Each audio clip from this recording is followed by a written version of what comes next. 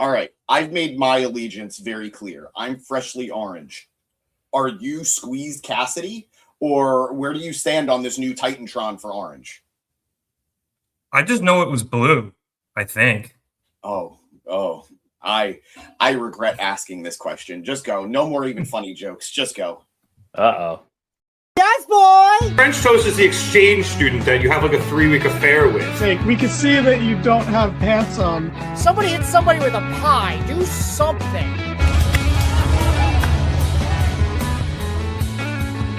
Giovanni yelling we're out of time as we go off the air. Giovanni yelling a lot of things tonight. And welcome to the Mark It Down podcast. Hello, everybody. Welcome to another edition of the Mark It Down podcast. My name is Nick Cummings, joined this week by James DeSanti. Back here once again to review another episode of AEW Dynamite. I think we are about 2.5 weeks from, was it Revolution? Maybe a week and a half? I don't know. Saturday, as they said. Yep. Well, it's Sunday now. We're back on Sundays. Is it a week from Sunday? Yeah, I think the next one's on Sunday. Oof. I think Revolution's a Sunday. Anyway, as mentioned, we are here to review AEW Dynamite, and we're going to jump in with the opening of the show, which set up everything else not everything, but the main through line of the episode tonight, as we got MJF facing off against Kevin Knight for the AEW World Championship. Now, in a package they showed before this, this came about after MJF kind of interrupted Collision last week due to the fact that Hangman had gotten his way and gotten the Texas Death Match following MJF using that double-sided coin in order to get his stipulation, and then Tony Khan being like, no, I'm not letting you get away with that. It's Texas Death now. So he came out and attempted to stop the show, but instead was interrupted by Kevin Knight, who came out and, being the currently very braggadocious man that he is, told MJF, I'm on the come up. Maybe I'll be the next AEW champion, and was able to goad Max into this title match. And I want to correct you a little bit. He did goad him for sure, but it didn't feel like an MJF who got duped. This was an MJF who had something to prove. Right. And I think there's a difference, because we've seen MJF get worked up enough. This didn't feel like that as much as it's like, I got to keep this young buck down. Yeah, we also, as we've been kind of saying with some of the veterans who have been facing Knight recently, he's trying to sun him, and MJF is not one to pass up an opportunity to make somebody look stupid. So that was the case. Well. And you kind of saw it here at the start of the match during the introductions. MJF, mushed Knight, which caused Knight to then have to be held back by referee Bryce Remsburg. The very start of the match was MJF hitting an arm drag and being like, see, kid, that's what an arm drag is, and then immediately getting his mouth shut because Knight hit multiple arm drags and even reversed a couple of MJFs. So you realize very quickly that Max was going to have to take him seriously, and he did. And Knight was looking pretty good right up into the point where he got a little overzealous and went for UFO / early, and that caused him to injure his midsection, and MJF went and attacked that early and often throughout the match. To jump towards the end of it, both men were fighting up on the top rope, and then MJF got stuck in almost a tree of woe, but his foot wasn't linked underneath the turnbuckle. And Knight, in one of the smartest things I've seen in a minute, jumped off the top and hooked MJF's foot there so he would get stuck in the tree of woe. And then Knight went across to the turnbuckle on the same side and hit the coast to coast, which still gets huge pops from everybody. Knight then went up for the UFO. It is undeniably exciting. It's such a cool move. Knight then went up for the UFO splash, but as he was just about to jump, MJF kicked referee Bryce Remsburg, and Remsburg fell into the ropes, and it seemed like he injured his shoulder, and that caused a very delayed count. I think the crowd counted to about 10 before Remsburg even began making his count, and then that 3 count was incredibly slow due to the injured shoulder. After MJF was able to kick out, Knight went up top for the UFO again, but this time MJF got his knees up, and he quickly took advantage, throwing Knight into the ropes and hitting the Heat Seeker for the win. After the match, after a little bit of celebrating, MJF tossed Remsburg out of the ring and broke out the Dynamite Diamond Ring in order to attack Knight. However, he stopped when Hangman Adam Page came out onto the ramp, and that allowed Speedball Mike Bailey to sneak in behind MJF and nail him with a thrust kick as he turned around, knocking Max out of the ring. So, James, good match to start the show here. It's very exciting. Good showcase for Knight, something they've been doing a lot recently with him. Good defense for MJF here, where he's able to, keep the young up and coming yet brash talent down while, still letting this kid gain some confidence and get a good shot. So just good match all around here. And again, really set the table for the rest of the night. Oh no, I agree. I win, lose, or draw, there was a lot on Kevin Knight's shoulders here to prove. And I think this was beyond how the rest of the night was booked. Even if we didn't get the main event that we got, even if we didn't get the rest of the story that we got, it was the right move to have this match start the show. Arguably, you're going to have the most eyes on the show at the start, and you're having a world title match, and you're having a young kid who is becoming more and more of a star with each week that passes. He had a lot to prove, and I think he lived up to it. I think we know his athleticism is off the charts. He had one tope that was just jaw-dropping. The one to the ramp, I believe it was? No. It was towards the table that he dove over and basically hits like a clothesline onto MJF. Oh, that one. Yeah, that one was really good. That was so good. And we know his athleticism is there. We've seen over the last couple of weeks that his mic skills are there. Even if he did mess something up on that first one with Dynamite, he was standing toe-to-toe with MJF on Saturday on Collision. So we see this kid evolving and showing off, and this was the time to prove that it was worth it to get invested in this mini feud, and I think he did it. From a match standpoint, very enjoyable. Very, very enjoyable. A lot of fun spots, a lot of good psychology. I agree with you. I love the setup for the coast to coast. I think it's a big detail. And before the main event and before everything, in my head, I was thinking to myself, wow, Kevin Knight is going to have a huge chip on his shoulder because he pinned MJF. The ref couldn't count it. The ref didn't see it. He got more than a 3 count on that UFO splash. Yeah, like I said, I think it was 10 according to the crowd. So I came out of that match thinking, wow, he's going to become even more arrogant. He's going to become even more conceited. And he's going to be slightly justified because MJF had to cheat to beat him. So I thought that was very, very well done. Obviously, more to say as we talk about the rest of the show. But Knight was great. And MJF, we're seeing in this title reign, not just in AEW, but on the indies as well, MJF is really focusing on working with the stars of either today or tomorrow. Arguably, he and Hangman are the 1 and 2 in terms of day one young guys in AEW. Right?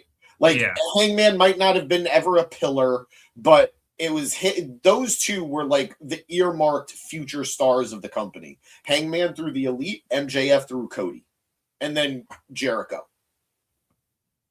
So this is somebody who presumably, if both guys stay in AEW for the long haul, are going to be the guys carrying the company for the next 6 years, right? If not longer. So I love that. We're seeing it on the indies with guys like Zilla. We're seeing it now. He's wrestling Kevin Knight. He's really the first title reign definitely felt like he was challenging the stars of yesterday or his today from a couple of years ago. He was wrestling guys like Joe, Kenny, I hate to say it, but Adam Cole.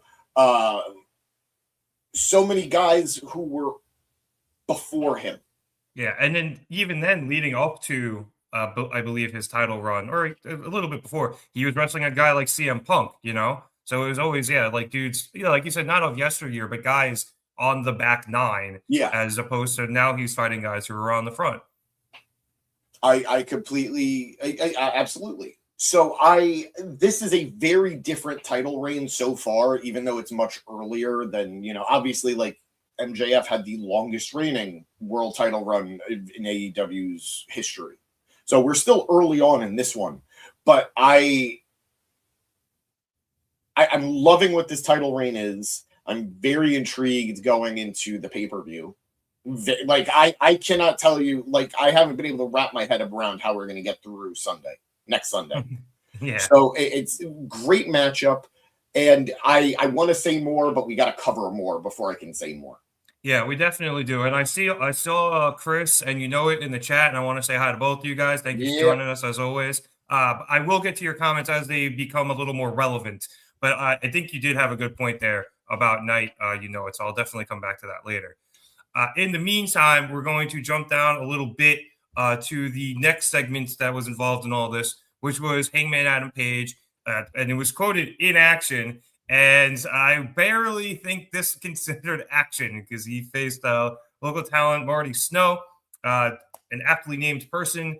And after the bell rang, Mr. Snow got hit with a high boot and a buckshot and was pinned in, I believe, less than 10 seconds. I think they even said it might have been a record for AEW Dynamite television. Yeah, Shivani was like, that was that fast. It was got to be close. So anyway, that obviously then led to Page grabbing a microphone. He even put his jacket back on first. That's how quick this was. And then he grabbed a mic and he called out MJF, saying that he has put his entire future at stake for the chance to do something his parents, Max's parents, should have done 30 years ago and teach him a lesson. Page does think that MJF does have some semblance of a conscience, but in Texas' death, Hangman doesn't have one, and he will not let up until he is finished with him. But considering the fact that MJF is world champion, he doesn't think that would really scare him. And besides, it seems like MJF is waiting to punch someone with his diamond ring, so Hangman tells him to slip it back on, and get out of here. MJF then comes out to the stage, and he obviously makes fun of El Paso, which is where they were tonight. I think he called it a C-rate town. Good crowd, though, tonight. Shout out to them. And then he was just like, did you see me? I just whipped your boy Kevin Knight's ass. And it's bad enough I'm going to have to listen. I did not say you were irrelevant. I said I'm going to come back when stuff is more relevant to what we're saying here. Anyway. I see you, you know it. I hear you, you know it. I feel you, you know it. I'm so sorry. It's called producing, sir. We used to have a guy for that, right? Yeah, I think so. Anyway, me. Anyway, MJF starts complaining that he's already got to listen to Hangman yap at the press conference next week, so he should probably go down there and whip his ass too. Hangman goes to respond, but before he could say anything, he gets kind of randomly blindsided by the Don Callis family, led first by Kyle Fletcher and then followed by Kazuchika Okada and Mark Davis. The three beat him down, with Davis landing the big blow, his rebound lariat, to knock Page down. Speedball and Knight then come running in with chairs for the save, and they chase off the family, who head up the ramp where they are met by that carny piece of shit, Don Callis. Hello, Maria. Callis says that he's looking, as he looks into the ring, he sees three champions, but he also sees three greedy, entitled millennial punks. Hangman wants to win the AEW World title, and he believes that Knight will be coming for Okada, and Speedball, who he calls the little French-Canadian puke, will probably be coming after Fletcher. And Don hates greedy guys because they already have titles. Why do they need more? But he knows that's what they want, so now he is going to tell everyone what he wants. And he wants to be a greedy little guy and get more belts. Yep. And he brings up the fact that Jet Set Rodeo had said on Collision, I don't know if it was last week or at some other point, that they would defend their trios titles any place, anytime, which got Don to thinking, which is never a good thing. And he just finished talking with Tony Khan, and now Jet Set Rodeo will be defending their trios titles in the main event tonight against Davis and Proto Okada. And how fucked up was that, by the way? Yeah, and after they finish beating Jet Set Rodeo, the trios title titles will belong to Don by God Callis. Um, So that sets up the main event. But this was good, James. I thought it was a little. It surprised me that the Don Callis family got involved here. I was even kind of hoping for a handshake between Don and MJF, which would, I think, made sense. But I think we'll get it next week. I wouldn't be surprised if we get it next week. Yeah, maybe even online, and then something perhaps that gets shown on Collision. Just because it seems like something that MJF and Don would conspire to do together. But that aside, I did like this setup here, although it was rather surprising because it is fairly rare, at least to my recollection, that AEW will set up a main event match, especially by doing something like this. Because I don't mean this as a shot. This does feel very WWE. So I ended up loving it because, as we've seen the last few weeks, Dynamite main events will start near 10 o'clock.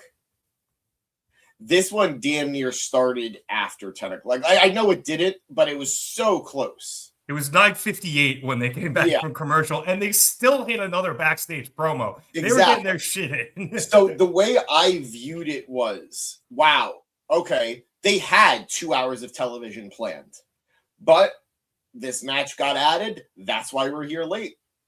And I think it worked for the story. I do think it's weird that Tony would be like, well, Kevin Knight just wrestled a world title match tonight. And got hurt. And got hurt. Let's have him defend the titles as opposed to booking the match for next week. But I'm sure there is a reason for it. I know sometimes there's a lot of guff given to people who are like, let it play out. But this is very clearly an ongoing story. We're in the heat of it. So I don't mind waiting to see why this had to happen tonight as opposed to next week or on Collision. I have some theories. We're going to talk about it, especially after we talk about the main event.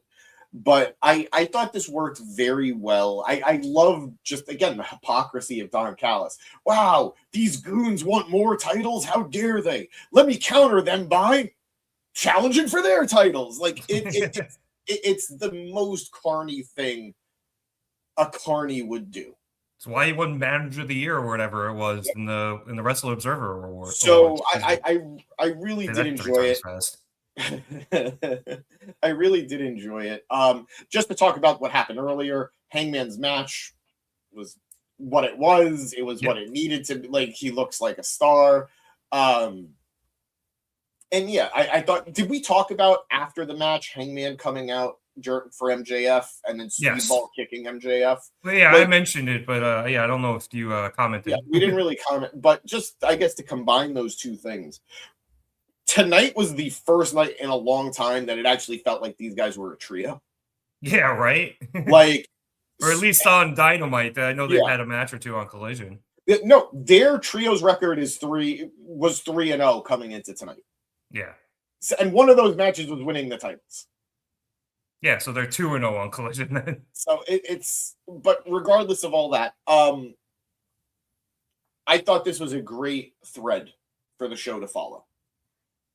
It was the main story of the night, and I think they did a great job of telling that story. Yeah, I would agree. And I do like the idea that, I guess I'm kind of jumping my gun here, but the fact that the Jet Set Rodeo doesn't really spend that much time together that we've seen on television. They've only had 3 matches.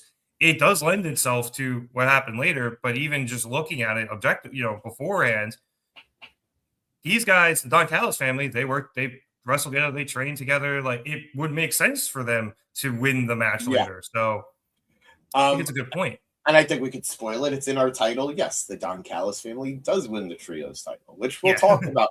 I will say, 2 seconds. I have a love-hate for this because I actually think the Don Callis family is the perfect group right now to hold the trios titles because of how many fucking guys are there and how often they just get put into random matches.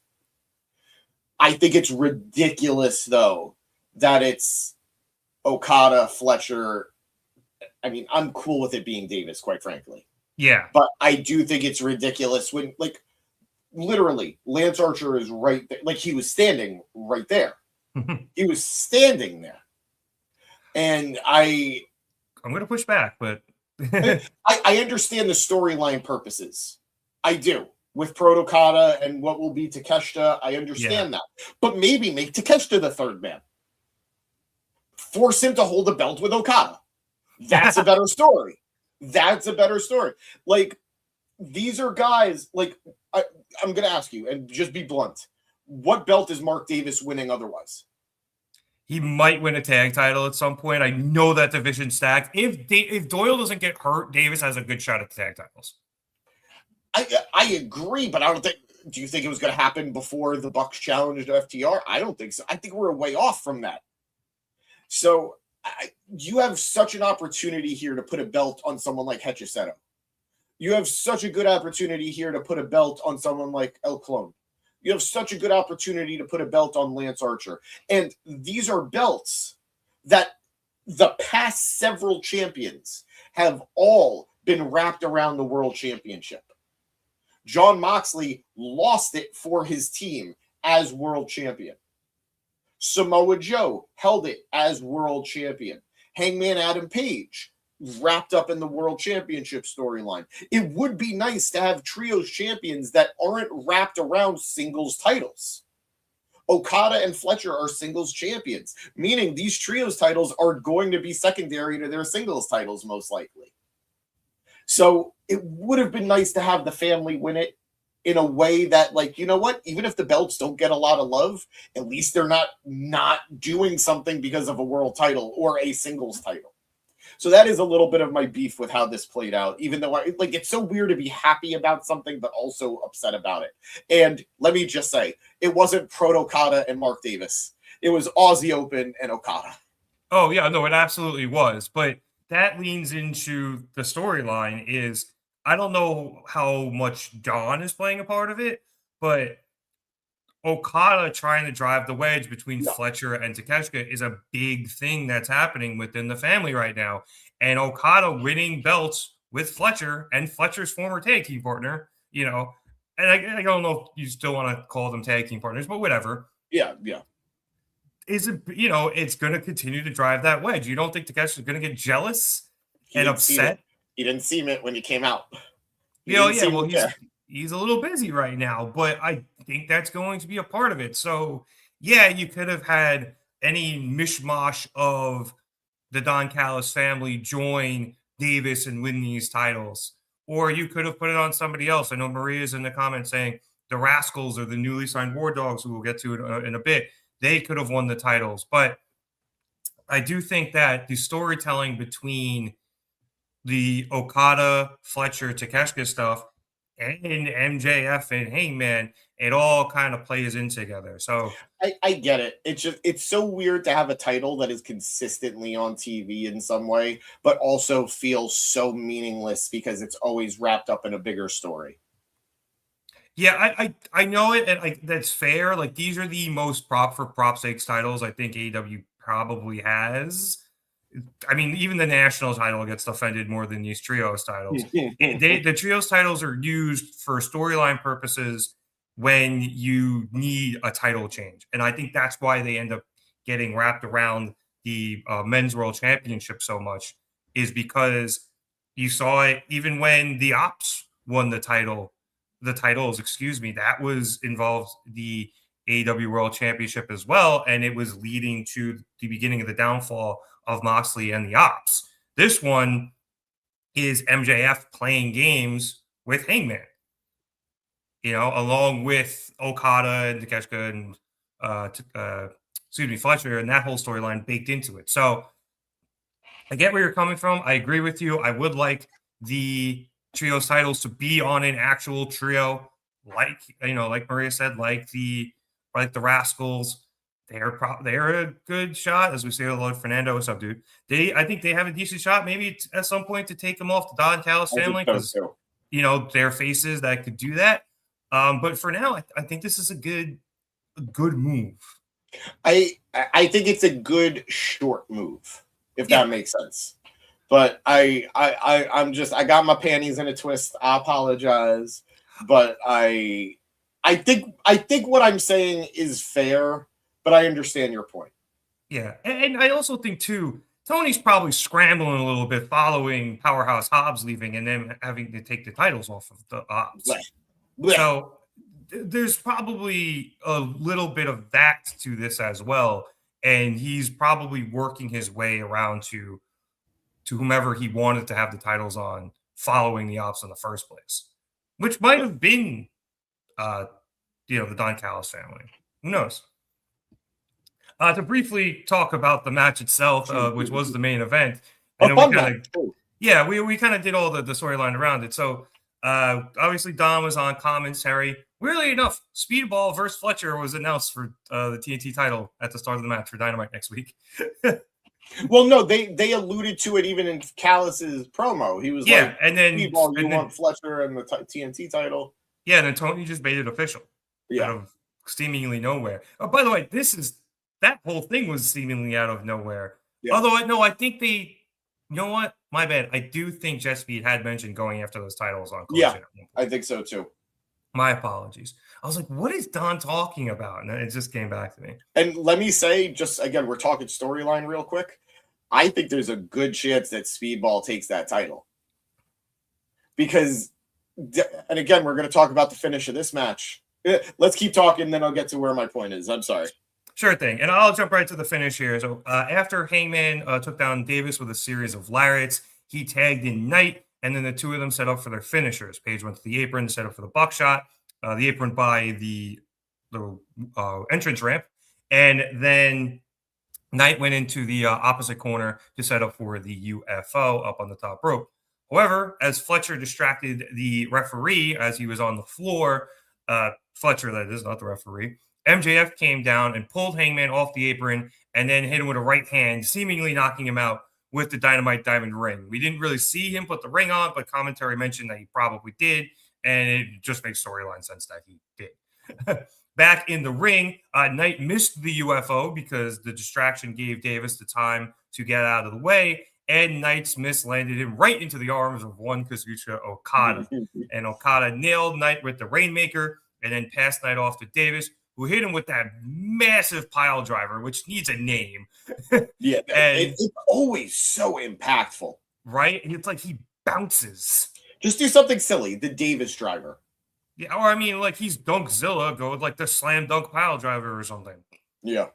Anyway, that obviously allowed Davis to pin Knight, and the Don Callis family are now your new trios champions. So as for the match, James, I think following that Hangman segment where this match was made, I thought obvious title change was obvious. Obvious MJF was obvious. But honestly, who gives a shit? This was a fucking banger. No, 100%. Sometimes, like, I don't care. What up? Hey, John.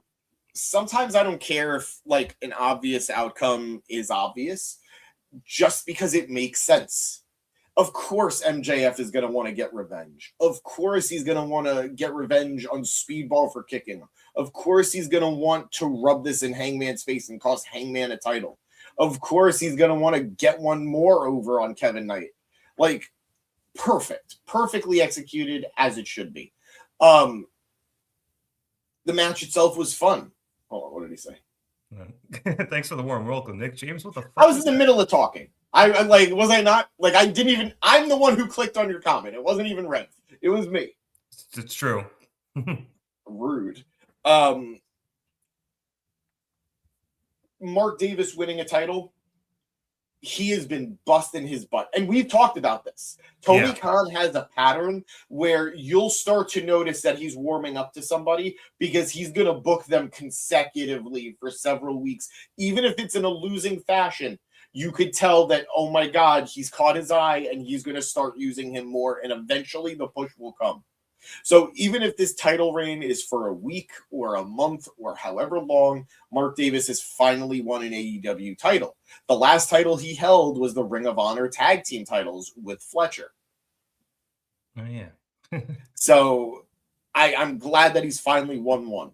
Okada winning another belt in AEW. He is now an international champion, a continental champion. That became the unified championship, and now he's the trios champion. Fletcher, another belt. Like, these are accolades. Like, even though this belt we just finished saying is very small potatoes in AEW, gold is gold. I'd rather have a belt that means nothing than not have a belt. So, what, do you disagree? Oh, no, I'm laughing. Like, yeah, it's right. It's like, I would take anything, you know? So, this is a big, big move for them. The big thing here is Knight is the one who got pinned. Yeah. It wasn't Speedball. It wasn't Hangman. It was Kevin Knight taking, as it pointed out. I got you. Yeah, two pins in one night. Yeah, that was 2 pins in one night. I came into this. I came out of the first match, the world title match, saying, wow, Kevin Knight pinned the world champion. He's going to have a chip on his shoulder. He's going to be a little more arrogant. Well, now he just took 2 pins tonight. Maybe there isn't going to be arrogance, but maybe there's going to be contempt. Maybe he's going to feel like he has something he needs to prove now. Very, very different motivations, but we might still be heading towards the same outcome, which is that heel turn we all think is coming. Yeah. And personally, I think it might be a combination of the two. I still think he'll probably be like, I pinned the world champion. I had him. The stupid ref was down. And then somebody, probably a heel, will be like, yeah, but you still got pinned twice in the same night. Exactly. And I personally thought Knight was going to be the one to take the pin or at least cost them the match because he was injured from the match at the beginning of the night. And we called Tony Khan Booker of the Year. How could he put his stars through this? How could he book his talent to have 2 title matches in one night like that? Come on, Tony. But this leads me to there's a part of me. I'm not gonna I won't bet the house on this, but I think there's a good chance that Speedball might win the TNT title now, because that could be what finally sets Kevin Knight off. He failed at winning his title, so now Speedball has one, and then he attacks Speedball and decides to go for the TNT title. Maybe, just a theory, don't know. I'm not in the writer's room yet. Give me some time. I'm working on it, guys. But there's a lot of storytelling potential here. A lot of it. Hangman looked furious at the loss. Not that he was mad at his team. He was mad at MJF. He was mad at the reality that he lost the titles. Yeah. So all of them have a fun trajectory that they can go on. Speedball, win or lose. Maybe Knight cost Speedball the title. Maybe Speedball is about to beat Fletcher and Knight snaps and he's like, if I can't do it, you're not going to do it. I wonder if that happens next week, though. Because Tony doesn't always leave the big stuff to the pay-per-views. Yeah. And because in my head, I'm like, well, it'd make more sense if Knight turned on a pay-per-view, right? And I still think he needs a little more before he just snaps like that. Yeah. But yeah, I think you're right. Speedball winning the title will probably be the catalyst, especially if Knight tries to go for Okada and loses. Yeah. And he doesn't get that international championship. So I think you're right in terms of all of that. And I 100% agree with you on Davis. I'm so thrilled for him. He's finally healthy again. I'm going to knock on wood on that one. And I think not only is Tony like him, I think Tony trusts him now because he has stayed healthy for a while. Because you've seen that quite a few times with Tony Khan and people who have been hurt, and he doesn't necessarily trust you until you have proven you're back and you're 100% good to go. I mean, even somebody like Statlander, he didn't put the world title on her for so long. And part of that apparently might have been Stat herself. Yeah. But you teared both your ACLs. It's going to take a little while for you to prove that you're 100% and you're durable again before you get handed the championship. And it did, but Stat proved it. And she was able to go on and become AEW Women's World Champion.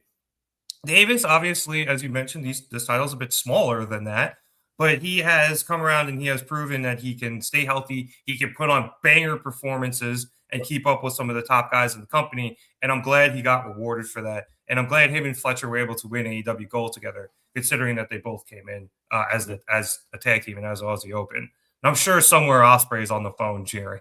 Oh, I'm sure. apparently, according to Twitter, wrestle slut Will Ospreay. Did you see that tweet? I don't think I did. Well, Ospreay himself retweeted it. He was like, "What the fuck?" We'll talk about it later. All in all, a great. I've said it already a couple times. A great thread for the show. Great way to start the show. Great middle point for the show. Great end of the show. Yeah, 100%. And that's what AEW often was struggling with in the last couple of years. They turned it around last year, but we're seeing centralized storytelling. Beautifully done. Yep. We got a bunch of comments. I was going to say, we were kind of in and out of them, so I will do what I can with what we missed. Let's see. It's saying the challenges should have been for next week's show, and honestly, yeah, like you mentioned, James, this match, this main event, probably should have been either on Collision or next week, but I don't know. Tony Khan wanted it tonight, and that's what it is. Also saying Don needs to recruit some ladies so he can hold all the titles. I actually kind of agree. I would love to see Don be afraid of Thekla. Oh, he 100% is. I don't know if she would be the woman to recruit. Like, first thing that popped in my head was a heel Statlander, but I don't know where she's going right now. I think she's staying face. Yeah. I think last week was like a very misread situation with that story. Like, she came out to protect Thunder. Yeah, but she's also walking around and dressing like she's in the Matrix this week. So she's mad. She's mad. I know. She's big mad. Good though.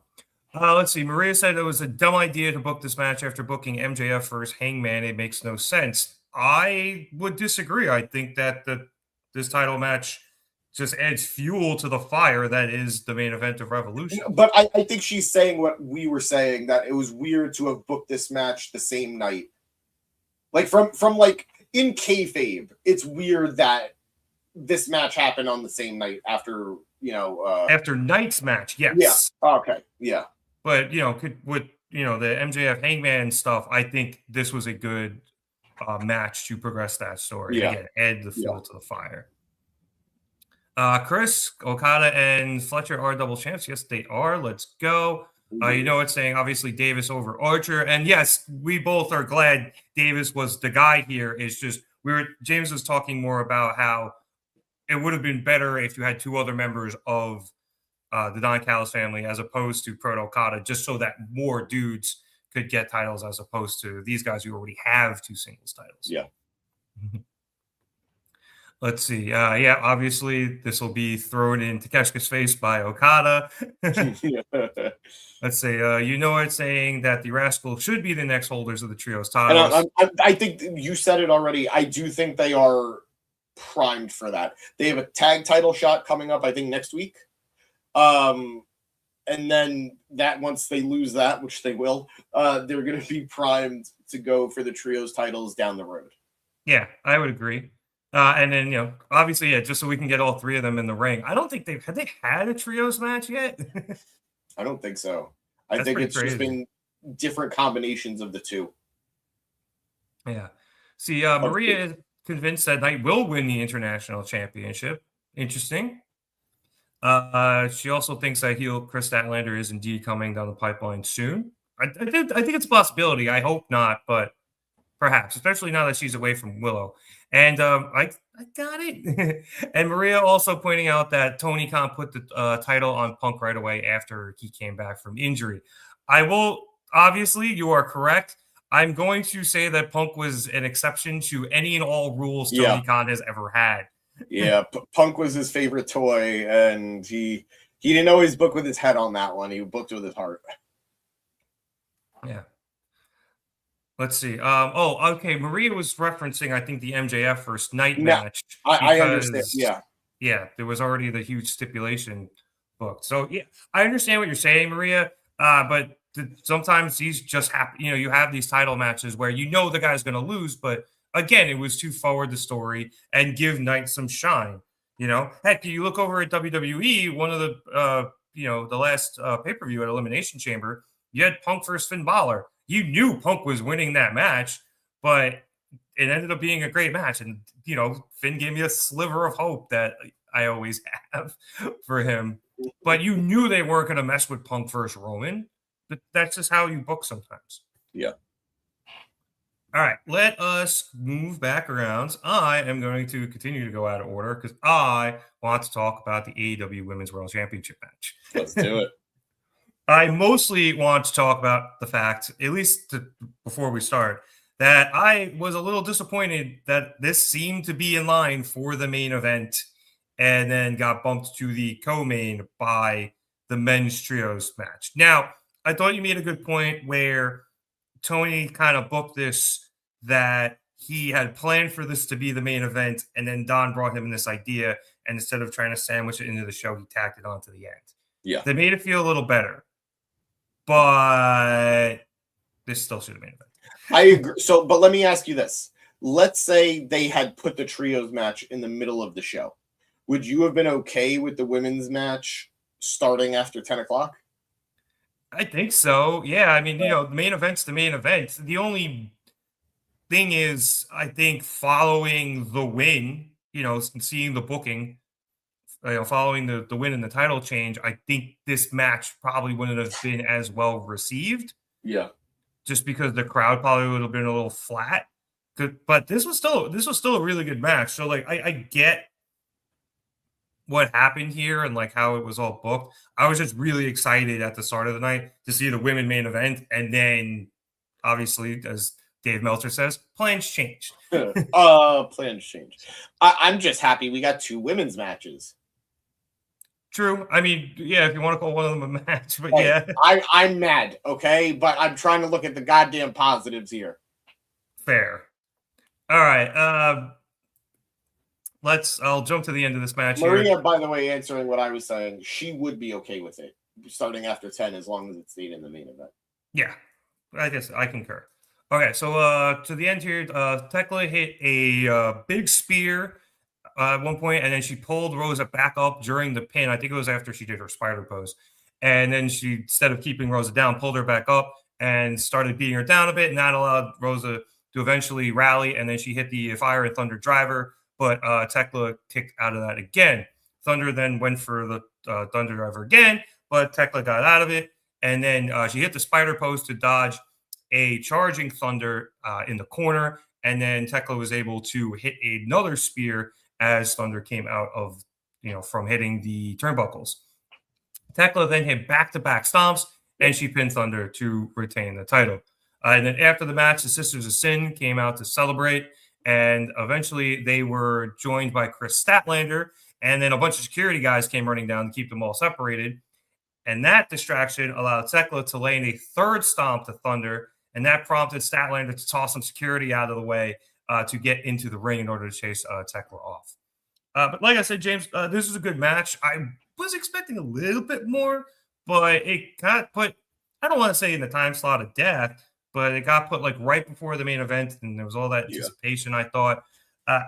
They got a decent amount of time, but a lot of it was during commercial. So I was hoping for a lot more of this, and I didn't get it, but I don't want that to make it seem like I'm saying this was a bad match, because it was very good. It was a fun match. I felt really bad for Thunder going into this matchup, because beyond the fact that I think we all knew she wasn't winning, a lot of people have just really soured on her because of a lot of outside circumstances. She's basically lost, I think, almost 2 years of career time due to different injuries. Yeah, that back being, the number one thing. And a lot of people have it in their head. I don't agree in the slightest, but a lot of people have it in their heads that she cannot keep up with the talent that is currently in AEW. There's this perception that she was a great worker for the early days of AEW when they didn't have a robust women's division. And inarguably, the competition level has risen for the women's division in AEW since she first showed up. But I don't think she's any lesser than any of the women that are there today. I don't think she's lesser than a Thekla. I don't think she's lesser than a lot of the talent that are there now. So I think I was happy to see that she was more than keeping up in this match. You know, like this was Thekla's match. Yeah, but she was doing her part. yeah. No, Thunder didn't look like she was behind Thekla at all, and I think to your point, it might be a little hard to be 100% sure of that, just because Thunder has been out for so long, and we haven't gotten to see her against a lot of these women who have come in to AEW in the meantime. But going based on what we saw tonight, I would say, yeah, she's still up there, and she's not only able to keep up with these women, she's able to go toe to toe with them. So as long as she can stay healthy, that is. No, for sure. I have more to say, but I want to bounce off a comment real quick here from Maria that Thunder Rosa should turn heel and join the Triangle and make it a foursome. First of all, bonk. Second of all, I don't necessarily need her to join them, but I do think a heel turn would do wonders for her. And a heel Thunder Rosa taking the TBS title off of Willow doesn't feel that wrong. You know, like I'd be cool with that. Yeah. Like, I mean, not that I'm rooting for Willow to drop titles, although it sounded like it the last couple of weeks. But I think that would be a great step for Thunder. So all that said, I enjoyed the matchup quite a bit. It was what it needed to be. Thekla needed to look dangerous, and she did. Like, she kicked out of Thunder's best shot. What's the name of her finish? She has the spear and then a stomp. No, not Thekla. Thunder. Oh, Thunder's the Fire and Thunder Driver. Yeah, she kicked out of the Fire and Thunder Driver, and then really, like, she dodged her with the spider walk, hits two massive spears near the end, and then hits two stomps. Like, it was a sound defeat. So it was exactly the match that Thekla needed to have as she's going into presumably a rematch with Stat. And Thunder looked good. Like, she's reminding people why she's a part of this roster.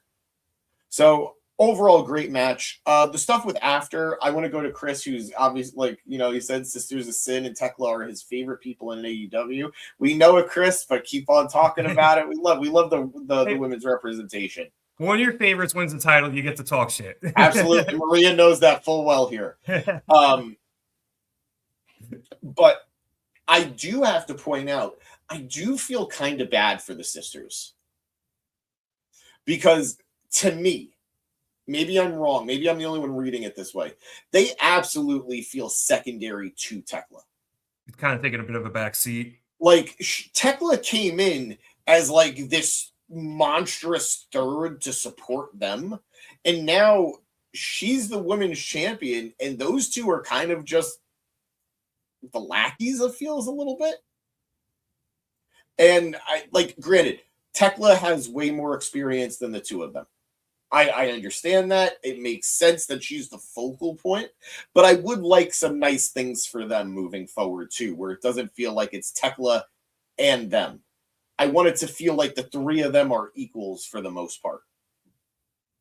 So minor gripe with that. The Stat stuff, I might be the only one. Like, I know Maria said it earlier. She thinks Stat is turning heel. You are kind of wondering what's going on with her. I just think she's pissed that she lost her title the way she did. And she's this is her trying to be, like, tough about it. Whether that's working or not, up to debate. But I'm not reading this as a heel turn. And I'm kind of dreading the idea of a heel turn for Stat. It's certainly a character shift. It doesn't necessarily have to be a full-blown heel turn, but she's obviously acting a lot different, than, especially from when she was hanging out with the Babes of Wrath. Yeah. You know? So she has been much more stoic. You can even see they had that clip of Thunder warming up in the back, and she's just standing there, eyes crossed with the shades on. She didn't fucking move. Yeah. Like, she looked like a cardboard cutout, you know, next to Card Blade. But RIP. But, you know, like, so she's definitely a lot more pissed, to say the least. So I don't know, you know, usually when people get mad, it kind of tends to proceed a heel turn, but it doesn't have to. Yeah. It doesn't necessarily have to. We'll see. Lots of story to be told as we get closer to the pay-per-view. Lots of story to be told with the women in general. So a fun time in the division, in my opinion.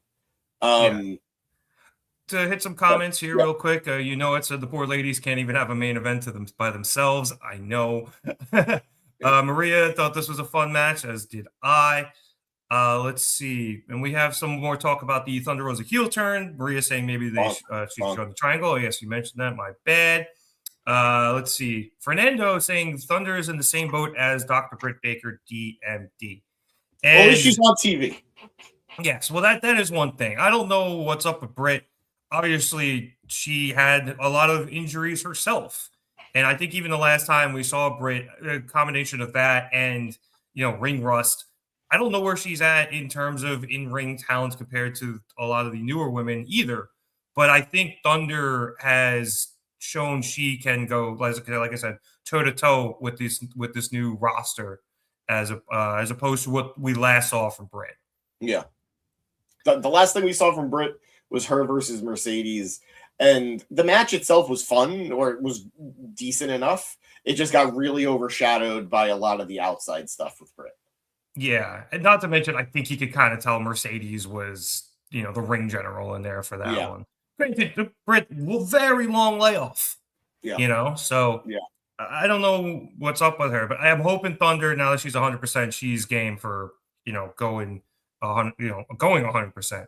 See, Chris also agreeing that Thunder Rosa will have the heel turn at some point. Yep. It's saying that they have flirted with it before, but it seems like Cody is being a bit like Cody and doesn't want to turn heel.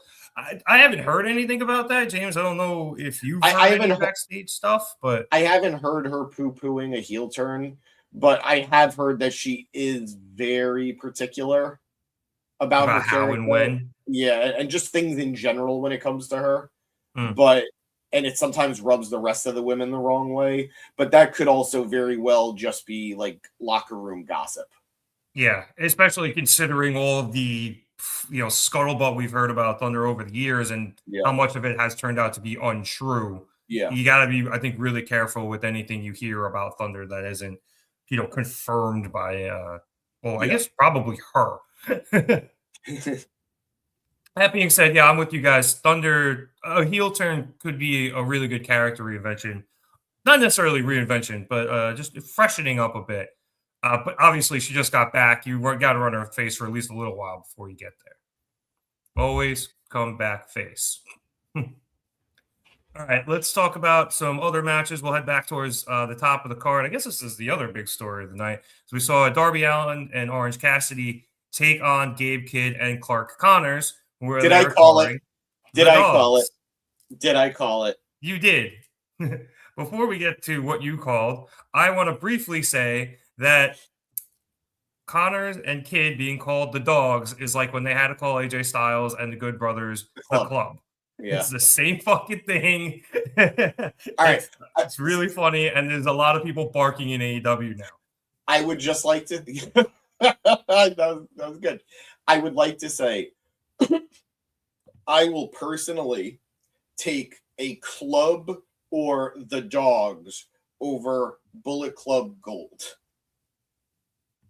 That felt so silly, as opposed to just we're an offshoot with a similar name versus we're this Gold edition.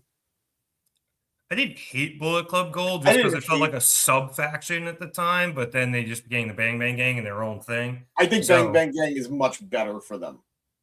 Yeah, it also just fits them. Yeah, it fits their personalities so much better. Especially Juice.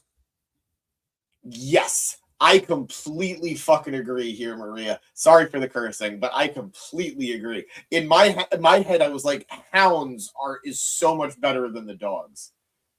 So much better. Yeah, I wonder if they are keeping Hounds to the back in case if and when Buddy comes back, because I think Hounds of Hell is really maybe Brody's thing. That might be it. I mean, my brain went to the Hounds of Justice. Like I was thinking maybe they just wanted to stay away from like the Shield. Yeah, but no, Hounds of Hell. Yeah, no, you're probably right. That's probably what it is. But I don't think Buddy Matthews is ever returning. Hopefully. I mean, I hope he does. Yeah. I hope he does. But he and Bianca Belair feel like they're in this like stasis of, I don't think your injury should have been this bad, but you've been gone a very long time. Yeah, did you see Bianca's post today? Like, she's like, I rehab it and I can't even move it. Yeah, I'm really sad for her. It's like, it's just a finger thing too. Like, I've broken fingers, jammed them, sprained them. I don't know what she did. Yeah. Damn, that sucks. And Buddy, all he did was quote unquote roll his ankle. Yeah. But they say sometimes it's better for you to snap it than roll it. And like this, that's what happened with him. Not to mention you also wrestled 20 minutes on it right after, but which probably is what made it anyway.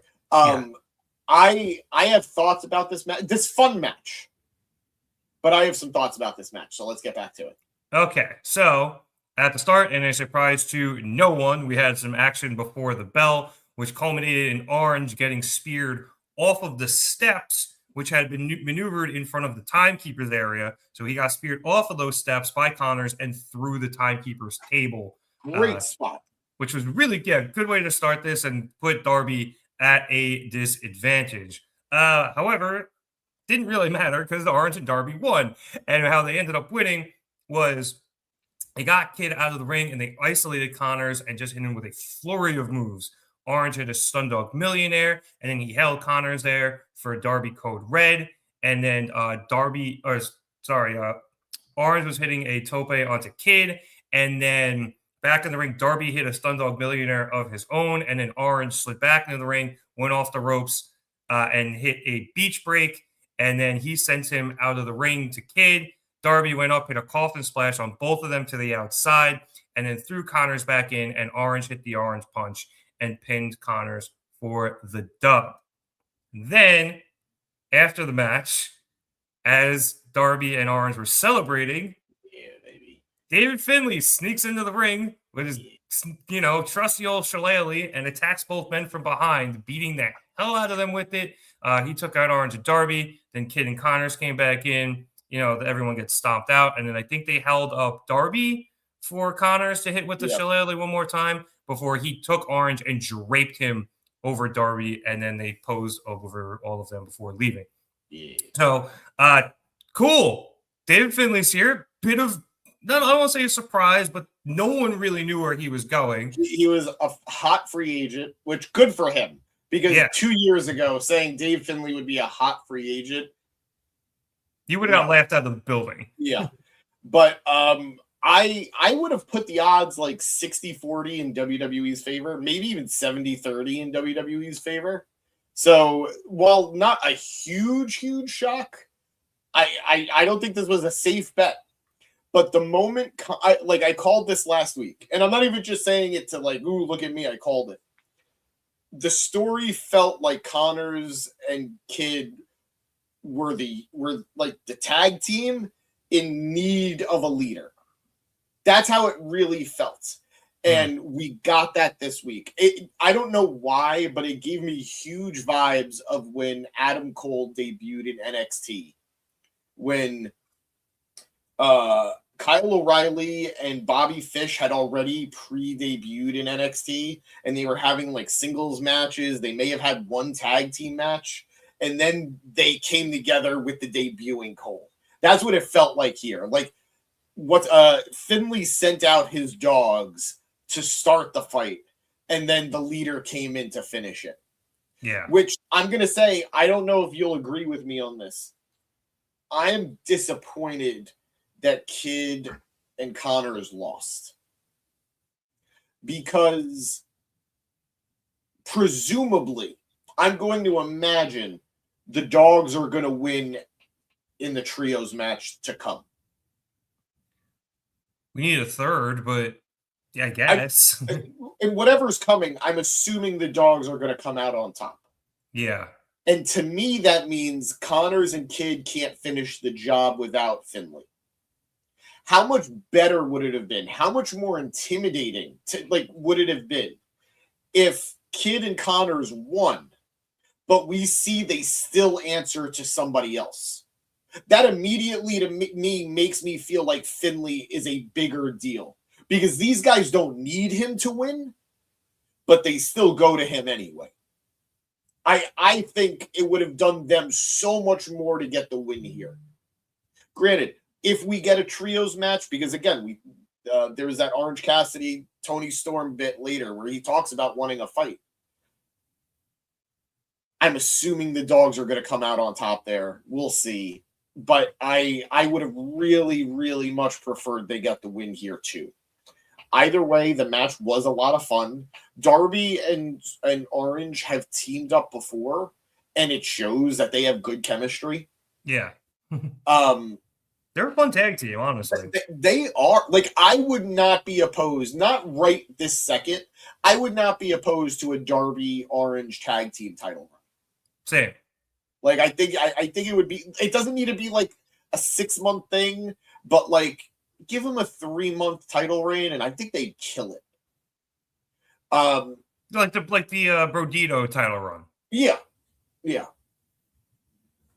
Overall, to me, very excited about the future with the dogs, because my first thing is we have 3 Bullet Club offshoots in AEW right now. We have the Elite, we have the Bang Bang Gang, and now we have the dogs. And quite frankly, all of them have some type of beef with one another. Jay and Kenny, we know. Yep. Dave Finlay kicked Jay White out of the Bullet Club. Juice and Finlay, former tag team champions in New Japan and TNA. So there is a lot here. Kid and Kenny have problems as well. So yeah. Give me what is the new? I know Bullet Club's dead in New Japan now, but Bullet Club is fine. Yeah, what are they called? I don't know. Give me a nice little, like 4-way trios match with the Unbound and then the Elite and the Dogs and the Bang Bang Gang at Forbidden Door. No, see, what my fear is somehow the Good Brothers are going to get involved. That's really what this is. Somehow they're going to leech their way in. Yeah, well, at least we know the AJ Styles dream is dead. Yeah, unfortunately, but yeah. Never say never. He just signed a contract with WWE. Don't care. Never say never. I know he's done, but never say never. But yeah, I'm super excited. I'm very, very excited. I don't know that Finlay should be slotted anywhere near the main event right now, but if the Rascals win the Trios title off of the Don Callis family, I don't mind the Dogs taking the Trios titles off the Rascals at some point. Yeah. It'd also be kind of fun at a certain point, depending on how everything goes with the Death Riders, if the Dogs try to rebel against them as well. Yeah, I'm very intrigued about the Gabe Kidd Death Riders situation. It has not been spoken about. And to be fair, I don't know that it will be. But... I mean, Tony referenced it at the end of the night. Okay. So she said where there's war dogs, and she said war dogs. I don't know if that was an accident or not, but she said where there's war dogs, there's Death Riders. Yeah, because she was, I think, more referring to her continuing feud with Marina Shafir. Really, it's still going. Yeah, very excited. Yeah. To hit the comments here, I'm going to just start with Fernando, just because I was wondering. A lot of people did think that Finlay was going to WWE. I'm very curious to see what ended up swaying him, any reports that come out. But James probably has a theory. He's like a dog with a bone on this, no pun intended. I did read one thing, and I don't know how true it is, but I did read that apparently he wanted main roster money, and they were really looking to just stick him in NXT. Because his brother's there and stuff. Yeah. So I can't blame. It's like he's not an old guy, but he's not a young kid either. I understand him not wanting to go to NXT. And we speculated last week, maybe he wants to be with his family. Some people do want the independence of not having to feel like they're beholden to the family situation. Maybe he wanted to be on his own. Maybe he just wanted to be with his friends. Who knows? Yeah. He was like, my brother or my tag team partners. Either way, we finally have a shillelagh in AEW. Let's go. Happy St. Patrick's Month. They knew what they were doing. They were waiting. To get to some of it's comments here. This was true. This was mentioned by commentary. Orange has had more matches than anyone in AEW. Yep. And saying I They give him a gave hard the time, number. but he's a workhorse. What's that? They gave the number, didn't they? Like 270 something? Yeah, it's a lot. And that honestly, it surprised me a little because he did miss a lot of time. Yeah. And part of me is going to be like, it had to be Moxley, right? It's not. No. It's Orange. Meanwhile, it's like Darby just comes and goes. He pleases. Excuse me. I'm gonna go climb a mountain. Yeah, good for him. Maybe, yeah, just a small one. And it's saying Tony used a naughty word in her promo. Yeah, that'll happen. All right. After this match, we went up backstage briefly for an interview with. Come on, stop right-clicking and left-click. Thank you. With Bandito and Andrade El Idolo, who will be facing each other at Revolution. Renee asked Bandito what the match means to him, and he said it means a lot because he used to watch Andrade growing up, so this will be a dream match come true. Andrade said he's heard Bandito is one of the best Mexican wrestlers in the world right now, but now he can see he's just an Andrade fan, and he doesn't know if Bandito wants to wrestle or just takes a selfie. So he pulls out his phone. But then instead of taking the picture, he says he has a call and he'll see Bandito at Revolution and then walks away. He didn't have a call. Probably not. His phone didn't light up. Hey, first of all, those new Samsung Galaxies, you can't see the screen because they have the privacy protector built in. A. And B, I don't know, maybe it was one of those women that have been ringside for him. You never know. Speaking of women, got kicked in the face at Hog. Speaking of women, next up we had the Brawling Birds versus the IInspiration, who are making their AEW Dynamite debut.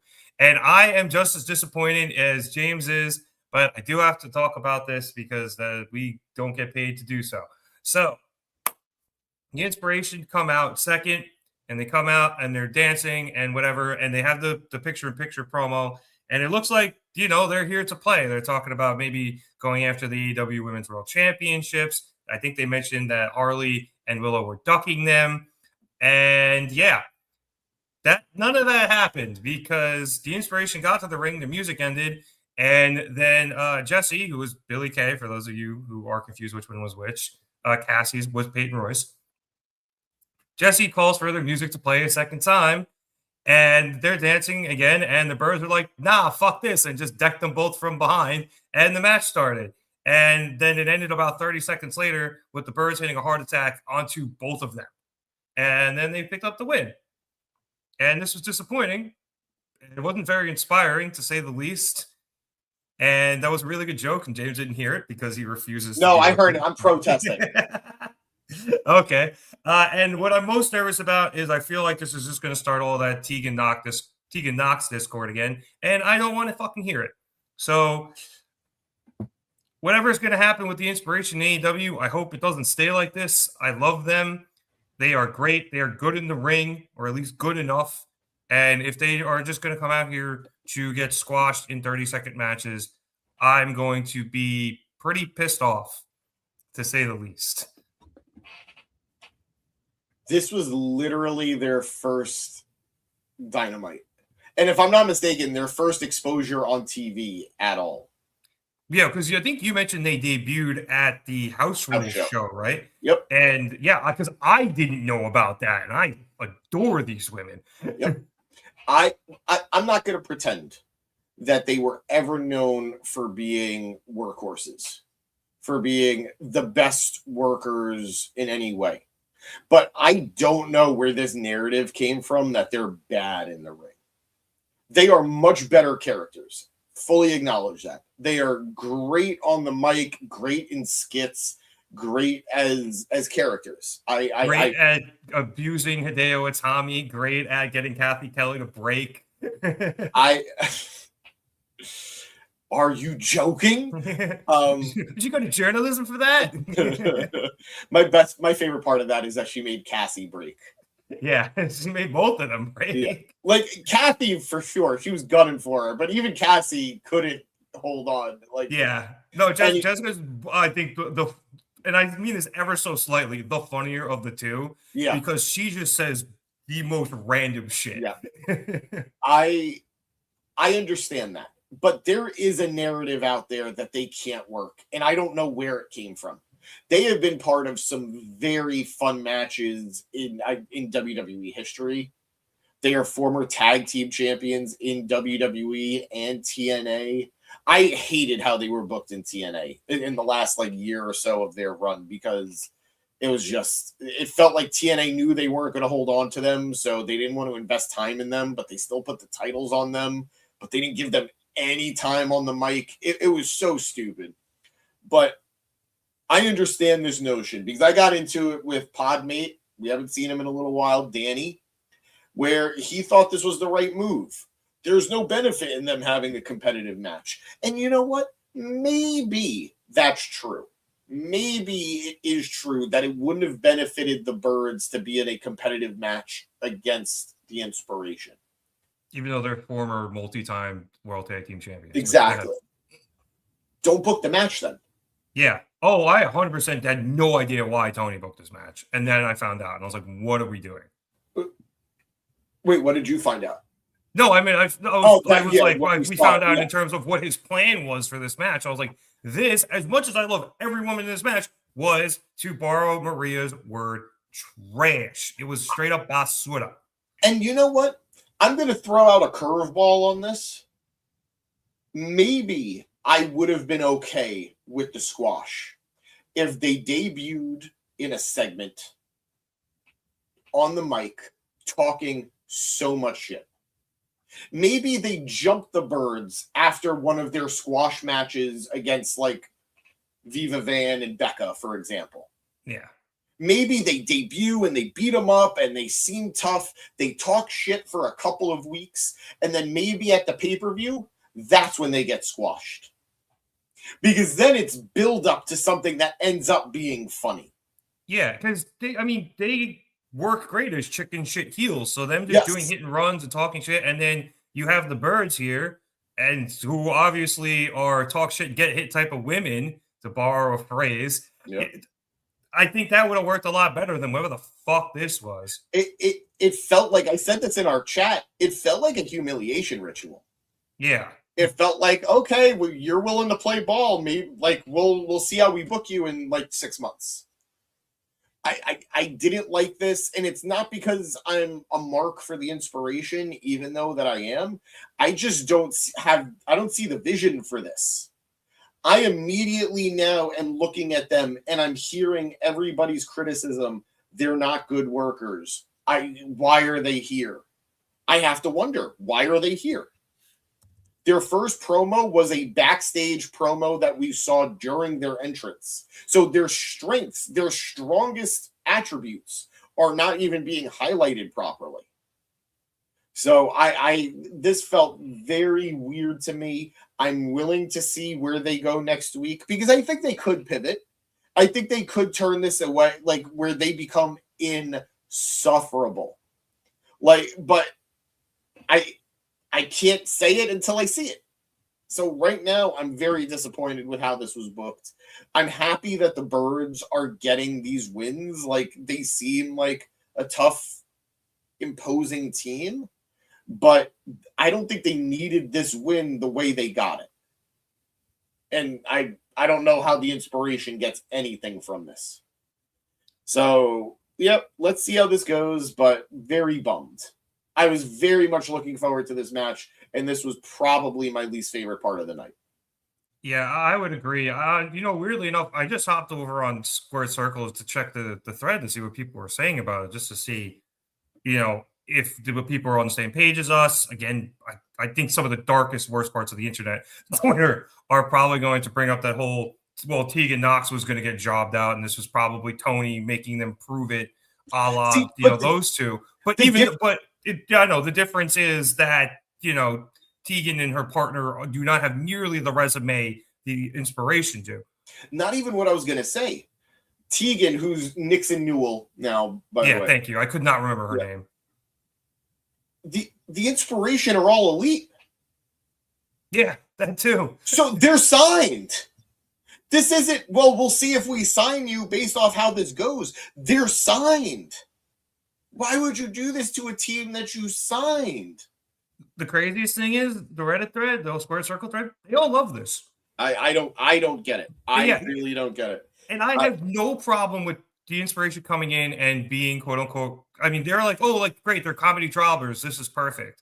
And it's like, I don't have a problem with them doing the comedy stuff. I don't have a problem with them losing. You know, people are comparing them to like early Acclaimed. The Acclaimed at least got some time to be funny. Yeah. You know, these women that came in, they got 20 seconds maybe on a picture-in-picture, and then they were like, hey, do the Jey Uso thing for us, and then got their heads caved in from behind. Yep. And it's not even that that was just funny. Yeah, it's not even that like, oh my God, they were overconfident and they got rolled up. They got beat up. Yeah. They like, you could argue, well, they got jumped from behind, so they were at a disadvantage. They just kept getting beat up. There was one segment where they were just both in the corner getting repeatedly chopped. Yep. Like, I don't know. I don't want to be an old grump yelling at clouds, but this did not do it for me. I'll be the old grump yelling at clouds. This sucked. Yeah. But now I'm hoping, like you said, hopefully they can turn it around, but I don't know. If WWE could turn around Danhausen the way they did in like a 48-hour period, I want to believe they could turn this around with the Inspiration. Well, it's amazing what you can do when you let the people who are good talkers talk. Yep, there you go. God, I have like 10 more minutes on this. Yeah, no, I do too. I really do too, but we shouldn't. Yeah. Maria, comparing this back to Public Enemy getting jobbed out as soon as they debuted in WWE, excuse me. Yeah. That's throwback. Yep. Yeah, agreeing with us, kind of weird. They did a backstage promo and then got squashed. Squashers don't usually get the backstage stuff. They just lose. Yeah, this was like local talent levels of squash. It really felt like Tony was like, they are good on the mic, so let me get them to do something. But he didn't want to commit to them being like getting a live mic or something. I don't know what this was. None of it worked for me. I mean, yeah, you could have had them like talk shit before the match too if you wanted. Yep. But I'm with you. They should have been antagonizing people, especially the Birds, up until the pay-per-view. And then shit, even if it's the pre-show, you can have the Birds do this to them. It's fine. But to do it at random, stupid. Very. All right. After this, we had the whole Hangman Adam Page thing and the setup for the main event. And then following that, we went to a sit-down interview with FTR and the Young Bucks. So Renee's there, and they're like in a big boardroom. The Bucks are there, but FTR is late. So Renee's chopping it up with Matt. She asks him how he's doing. He's like, yeah, I'm healthier than I was and stuff. Don't forget Cutler is there too with the camera. I was literally about to say, as Brandon Cutler is there filming for Being the Elite. So then FTR come bursting in, and they sit down, and Dak starts talking about how, the three best tag teams of this millennium are the Briscoes, the Young Bucks, and FTR. And they had already taken 2 out of 3 from the Briscoes and become their best rivals. Cash starts rattling off all their lists of titles, and Nick eventually cuts them off, saying that they could, match, go accolade for accolade all night. But this match isn't about that, since FTR put their hands on their family and made this personal. Matt then says they agreed to no contact here tonight, but it is taking all of their willpower to not jump across the table and beat the shit out of FTR after they pushed their parents, hit their brother with a pile driver, both of which Cash claims self-defense to, and scared their kids to the point that I believe he said they're having trouble sleeping.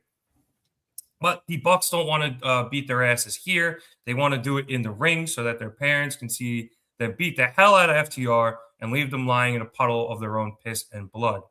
And the Bucks, after this, continue to get more agitated. So FTR decide that they're going to be more quote-unquote professional and decide to leave before things escalate, much to the relief of Renee, who just did not want to be in the middle of that. However, as they leave and Cash wheels Stokely out the door, Dak stops there and says it's a good thing the Bucks agreed to no contact today, but they didn't say anything about him. And he turns and he sucker punches Cutler and knocks him into the ground before fleeing. And then the Bucks go and check on Cutler. Looking forward to the Cutler cam on that one on BTE. Oh, yeah, no, me too. Me too. This was good. Like, Yeah. I don't really have much to say about it. It's a lot of the same kind of talk I feel like we've been having with FTR and the Bucks of late, but we got a little more out of the Bucks following the the attack by FTR of their family. I think this would have been better as a one-sided promo where it was just the Bucks like swearing revenge after what they did to the family, because we kind of got that last week, though. I feel like before the match, or at least, I think actually it was at the start of the show. Yeah, but the FTR did get there to talk as well during that video package. But I feel like we did kind of get that. Yeah, no, you're right. It's hard for me to believe that like this would have happened and then the Bucks can be in the same room as them. Yeah, I think maybe one-sided interview, like not one-sided interview, but just an interview with the Bucks, a sit-down one, might have accomplished what you're trying to say. Thank you. I think that's exactly what would have worked here and what I think I wanted without realizing it. Where's JR when you need him? I think it was fine. I think it was, it's there's only so much that you could squeeze out of this before we get to the pay-per-view. Like, I'll admit, like, they've done a good job of adding some heat to this. Like attacking their brother, attacking their folks was a good way of building, some real different animosity in this feud that has, a lot of history to it. But yeah, this was fine. Yeah. I think you're right. We had to get something more than Cody used to make fun of us on your show. Yeah, exactly. And this is it. Let's see. A quick note from Dwayne. You're here. What's going on, dude? Good to have you. Please, Tony, Adam Page versus MJF in a Texas Bull Rope match. There could be one used. It is a Texas death match coming up at Revolution. So you're not getting your specific wish, but you're getting a pretty good one, man. And you're not the only one who thought it. Other people in this chat, I believe it was Maria at one point, also said that this should have been like either a dog collar match or a Texas Bull Rope match at one point. But yeah. Okay, speaking of matches, our next one was John Moxley versus Hechicero in another AEW Continental Championship Eliminator match. Shout out the crowd in this one. They were super behind both these guys. Yeah. Obviously, everyone's really behind Moxley now, which is hilarious considering the past 18 months. And they're in El Paso, and Hechicero is Mexican, so math. Let's see. Just to jump to the end here, after baiting in Hechicero by flipping him off, Moxley was able to take him down to the mat after Hechicero hit the ropes, and then Mox hit a stomp. Hechicero then sat up and flipped the double birds back to Mox. So Moxley hit him with a running knee and then got him up and hit the Death Rider, picking up the win. After the match, Konosuke Takeshita came out quickly to check on Hechicero before climbing up to the ropes to stare down Moxley. So, James, this was good. I had a lot of fun with it. It was nice to see Mox have a good technical match compared to what he's had the last couple of weeks, but he's really getting to show off, the different sides of him as he continues to run through all the different members of the Don Callis family. Brilliant move by Tony, booking Hechicero here. Yeah. No, it's the same thing. They had Thunder wrestle here too, and like I enjoyed the matchup. I'd say this was better than the El Clone match. Oh yeah, it was very differently paced because Hechicero is much more of a submission guy, but I thought they had much better chemistry than Moxley and Clone did. I agree. It made me realize how much I missed Hechicero, who had been wrestling in New Japan. That's where he's been. I didn't realize that until they said it on commentary. So he got some big wins there, which is great. I'm loving these guys who are signing multiple contracts at the same time and are allowed to, have contracts with multiple companies. And I think it's benefiting everybody. It keeps people fresh. Yep. I'm missing guys that I would otherwise just be kind of bored with. Not that I'd be bored of Hechicero because he's not good, but it's like, okay, he fills a certain slot, and him going away and to come back to fill that slot does a lot for him for longevity and just interest. Yeah, which is why sometimes I don't mind when guys end up a little more on Collision than Dynamite, or even go over to Ring of Honor for a bit, just so that we're not seeing them on AEW television week in and week out. And like you said, the talent sharing that you have between CMLL and New Japan and AEW, and the guys being allowed to have multiple contracts at the same time, also, it does the same thing. Yeah. So I think this was a fun matchup. I love that Mox has basically gone through the entire family at this point. I'm sure he's going to have one more next week, and God, let it be Lance Archer. One more time for the road. Right? Fun matchup. I loved Hechicero going for, I'm a sucker for, the repeated pin attempts or, the rolling pin attempts, and Hechicero got that in on Mox, and that was fun. And, overall, just, I don't have a lot to say just because I think it was a solid, fun match, even though it wasn't, a super memorable match. But I enjoyed myself, and I've enjoyed Mox's Continental reign thoroughly.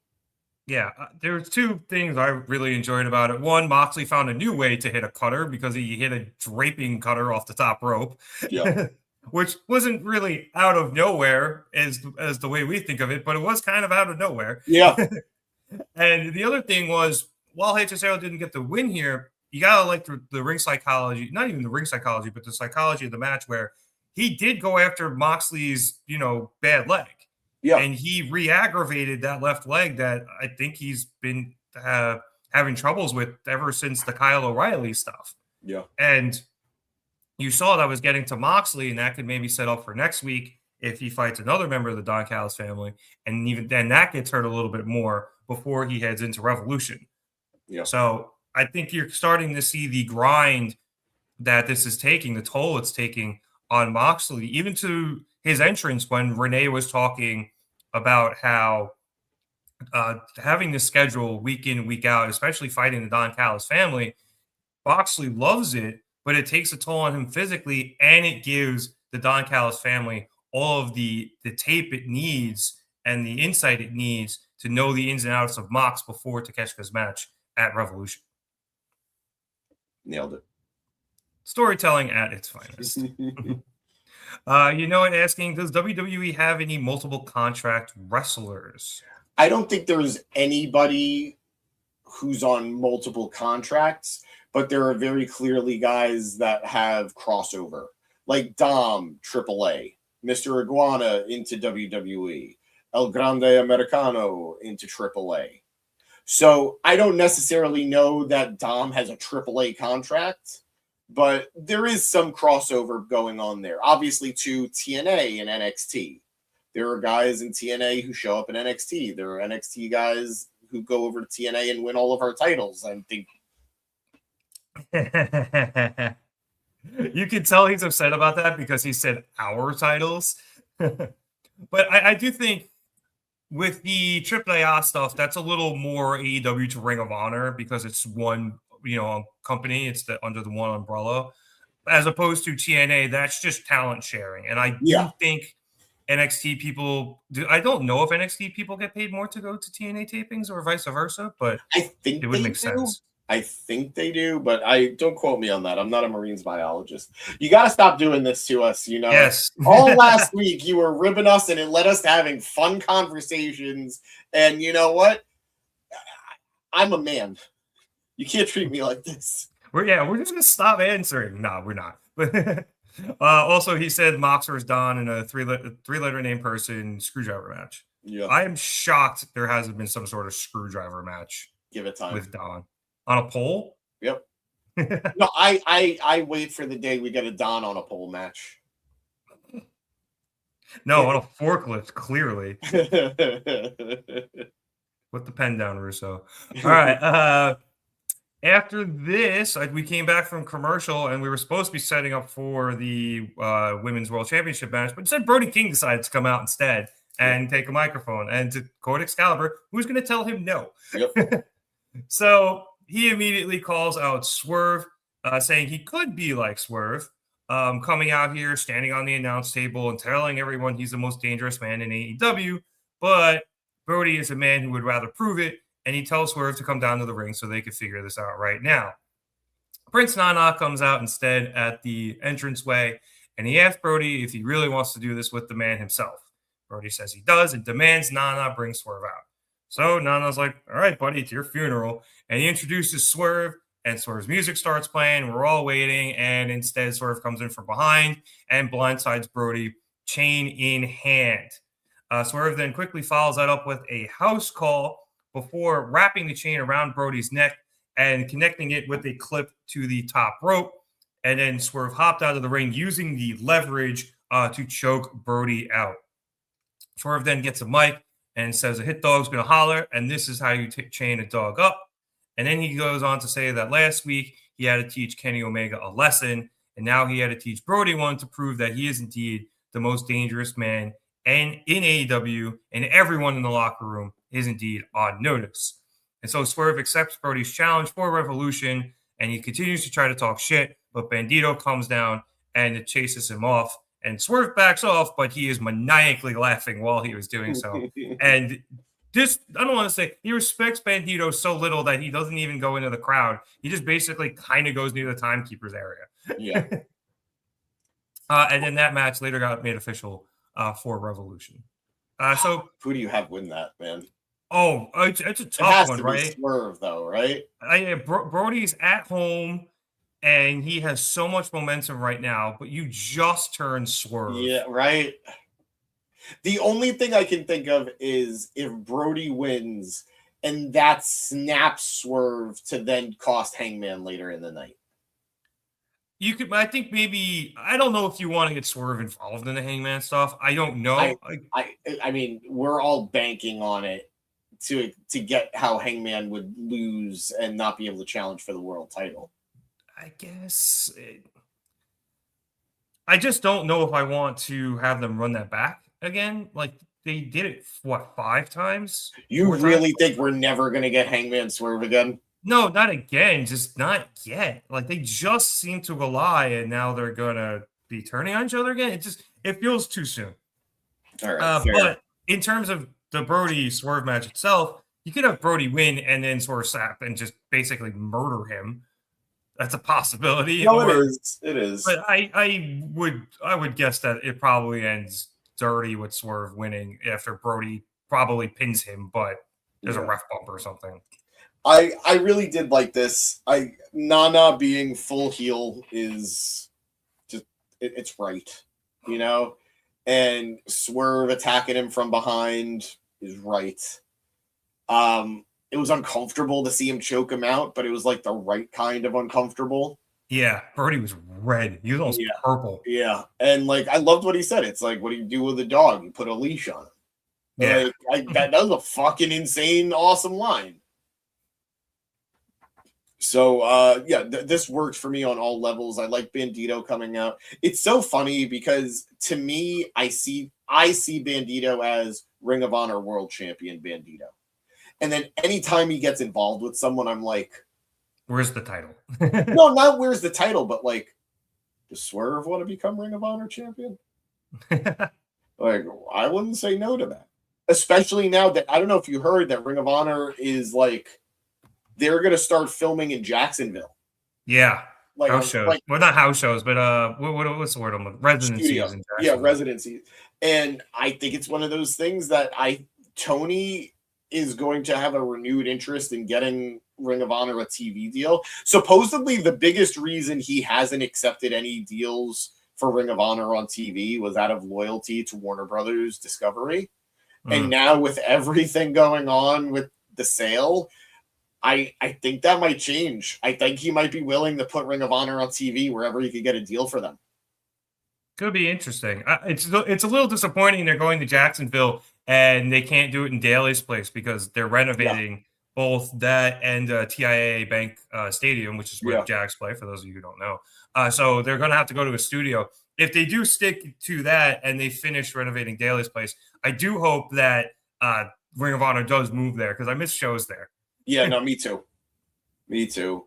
The only reason I'm kind of against it, though, is because whenever AEW goes back, it feels huge. And when if Ring of Honor is just there regularly, I think it's going to take some of the luster out. Maybe. But Either way, I'm happy for Ring of Honor, which is a sidestep from what we're talking about. But I love that Brodito is still a thing in its own way. You know, they support each other. Yeah. They support each other even if they're not actively teaming. So I think that's really cool. Yeah, it's what having friends is called. It's a weird concept in wrestling, okay? I spent years as a wrestling fan where it's like, oh, they're not teaming together anymore. We just forget that they're friends. Yeah, that happens all the time. One time there was a mutual breakup, and it was Ryback. Yep, it was beautiful. And with all due respect to both of those guys, we haven't heard from either of them, very long time. Well, unless you're on Twitter, then you've probably heard from Ryback a lot. A lot. People still bring that up because it happens never. And it was so good. It was so well done. Yep. Take note, people. All right, we got a couple of things left here. We had a backstage promo from the Death Riders. Just rattle off who said what really quick. Daniel Garcia told the Don Callis family that they need to stop picking fights they can't win. Wheeler stepped up to reveal his new haircut after Tony snatched his hat last week, and he called it the darkest moment of his career, losing his hair. But he knows despite all of this and all the people cursing him out and wanting to kick his ass, his family will have his back. Marina called Tony Storm, saying she's going to shoot from the hip. She better make her laugh, and then called her a pussy. Moxley said that everyone's all punk asses from the Don Callis family to CMLL, asking if that was the best they had tonight, to New Japan, to the advertising agencies that have gotten into wrestling. None of them are on the level of the Death Riders, and as for Takeshita, they're going to go all the way at Revolution, as long as it takes to find out who truly is better. After that, we had the Women's World Championship match, which we discussed. Then we came back from commercial after that. We had a quick promo package for Jungle Jack Perry and Ricochet. Kind of recapped Mile High Madness, with Jack saying he's beaten Ricochet every time they've had a fair fight. And he says that their battle is going to end soon. And Ricochet is like, if it's a war Jack wants, it's a war Jack will get. We then went to, and by the way, it is like 10:50 at this point. Yeah. We go to a Tommaso Ciampa interview out on the ramp.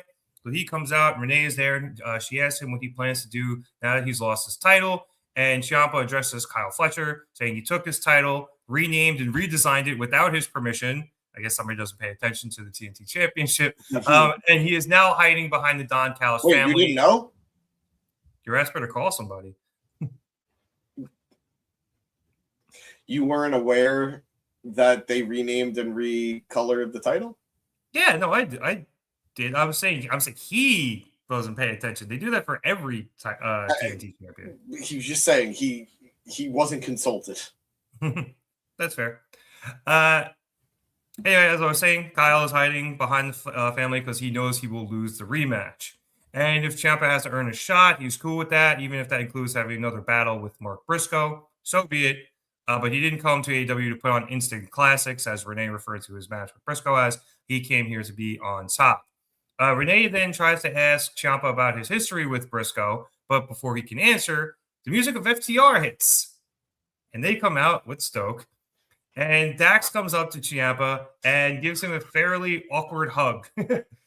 And Dax says, it's cool. I'm just here to welcome an old friend to AEW. And he makes him an offer that he has never offered to anybody else, saying he heard Ciampa wants to be a top guy and offers Tommaso to join them. And Tommaso is like, I don't really know if you're an old friend. I hated your guts 10 years ago. And by the way, 10 years ago, God, it's been that long. I don't want to talk about it. I don't want to talk. Time is a cruel bitch. Yep. He hated his guts 10 years ago, and he still hates them now. And then Stokely tries to pipe in, and Ciampa tells him to shut up because the grown-ups are talking. And Dax tells him, no matter how old of a friend Ciampa is, he does not get to talk to Big Stoke like that. So then Ciampa changes the subject, saying how he heard FTR had signed a no-contact clause with the Young Bucks earlier in the night. However, he signed no such contract, and he proceeds to slap the taste out of Dax's mouth. Cass tries to go after Ciampa, but Dax holds it back, eventually telling Ciampa that he is not mad at him and he will see him on Collision.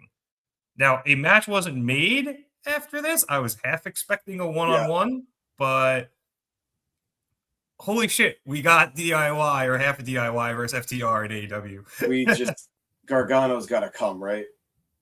I mean, he better, because then I will. Bonk. Bonk.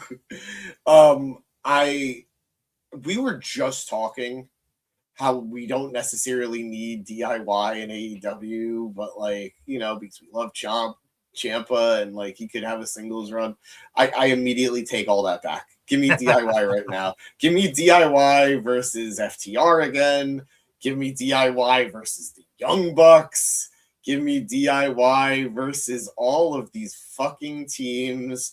Right, any combination of the Rascals, Jet Speed, if they're still together, just God. Versus the Guns, versus any. Oh my God, give it to me right now. The Acclaimed, that would just be fun. Just to see what Max Caster does with that. Yeah, the hype is real. Now, do you think they would have done this if Johnny wasn't gonna do it? I don't know, dude. I don't know. So like, I'm lightly following what Johnny's doing in WWE, and right now the bit has been that he's depressed that his buddy has left. Oh yeah, I didn't know what was going on with that. I saw him just basically planking on things because he's depressed. Yes, and it's because Tommaso's gone.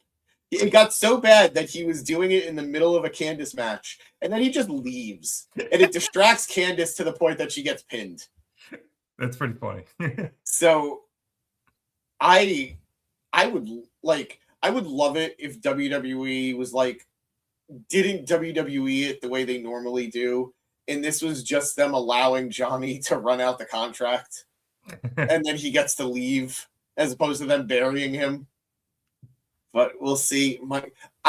We talk about often how there are certain people that we would just love to see in one company or the other, you know? And that for us, for like WWE guys to AEW, the usual list is Kevin Owens, Finn Balor, Sami Zayn, to a lesser extent Gargano. And AJ Styles, but again, that's out the window. I don't think there's anybody who feels like they should have been in AEW the way Candice LeRae should have been in AEW. Oh, yeah. On the women's side, yeah, I would say she's probably the top woman that was like, how is she not in AEW, like, you know, day one? And, you know, this is somebody who has wrestled the Bucks frequently. So I would love to see them bring over Candice and Johnny soon. Like, truly soon. Whether they want to do DIY or they just want Johnny and Tommy. Yeah, I'm calling him Tommy. To have singles runs, I don't care. But my God, did tonight just like it made me feel nostalgic for 10 years ago. 10 years ago. Yeah, 10 years ago, I was a year out of college. 10 years. Oh. Or I was coming up to a year out of college. I was like 8 months out of college. 10 years ago, I was 24. Let's see. A couple of things from here. A pink title is hard to miss. I am colorblind, so it can be. Allegedly colorblind. I thought Fletcher was wearing like baby blue tonight in the main event, and I was like, no, he has to be wearing pink. He's Kyle Fletcher. But it looked it looked baby blue to me. Actually, it looks sky blue. Let's see. Let's talk about it. This is what I want to get to. Serious question. Will Ospreay is coming back. Where does he fit into the current situation in AEW? Future world champion, most likely at All In. And I'm not saying he's coming back at All In, but I'm saying he's more than likely going to win the title at All In. He's either walking into All In as world champion or he's walking out of All In as world champion. Yeah, and that's what everyone seems to think. I have no reason to think otherwise because it's back in Wembley this year. It makes too much sense. And obviously, you need to put that title on Will Ospreay at some point or another. He has done too much to wave the flag of AEW. He's too good. He's too popular. He's too young to not put that title on him. Yeah, and if he is indeed wrestling on borrowed time following his surgery, you want to get it on him as soon as possible. Yeah. So that he can have the run with it, and then, you know, God forbid he, isn't able to go as long as he'd like to, then he had it. Yeah. And he got it in Wembley, where he walked in as champ to Wembley. I don't know what he's got to win to get there, whether it's a casino gauntlet, which is more his match than almost anybody else. Yep. Or, whatever, a tournament of some kind. I don't know. Would it be the Owen? Yeah. The Owen, I think the winner of the Owen gets to face the champ at Wembley. So he would probably win the Owen, which is a good warm-up to get him back in, to not only the fans' minds, but just getting him back into the ring as well. Yep. So, yes, I think Will is coming back sooner than later because they've already started with, vignettes of him at home. Little reminders that he's rehabbing. So no company does that unless they have expectations that they're getting their guy back sooner than later. Do you think he shows up at Revolution, even if it's just to cut a promo and be like, "I'll be back soon, guys"? I wouldn't do it at Revolution. I would just have him come back when he's ready, which maybe Double or Nothing. Okay, that makes sense. Yeah. No need to rush it, but give it enough time to get to Allin. Yeah, no doubt. All right, last thing we got to cover is the Timeless Toni Storm backstage promo that we had mentioned earlier. So she is back there, and she commandeered a cameraman, and she took the cameraman to check on Orange Cassidy in the medical room. And she's like, "How are you?" He's like, "I'm pretty sure I got put through a table and maybe hit with a shillelagh." But seems like those guys want to fight, so he says he and Darby will fight them at Revolution. But that's not for a couple of weeks. So they'll fight them next week and the week after that as well. And then Toni jumps in and she says what I mentioned before, where there's war dogs, the Death Riders aren't too far behind. And if they're not too far behind, then there's no better behind to be behind than her behind. I concur. She then kind of went off on a rant that I missed. I think she said something about nicotine. Honest to God, she was talking so fast that I didn't get it. And then she was like, "Cameraman, what are you doing here? Can't you see this man is clearly indisposed?" And then she sends him away. And as the guy's leaving, Orange's like, "Who let him in here anyway?" I enjoyed this for what it was. I love that little bit.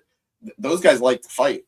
That was an old I don't know if I'm reading too much into it, but it felt like a reference to Finley's dad, Fit Finley, whose thing was, "I'm Finley and I love to fight." Yeah. So if it Right was, yeah. Okay. If it was intentional, great callback. If it was unintentional, you landed on something great there. Yeah, man. They're saying they're gonna fight. I don't know. They're gonna need a third. I don't know who makes sense, but that's how you bring back Ospreay. No.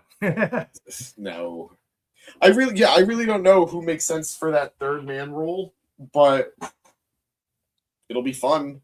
It needs to be somebody big that it's like, wow, they got a third guy there, but it can't be too big that if they lose, it's like, why did you bring that guy in to be the third man?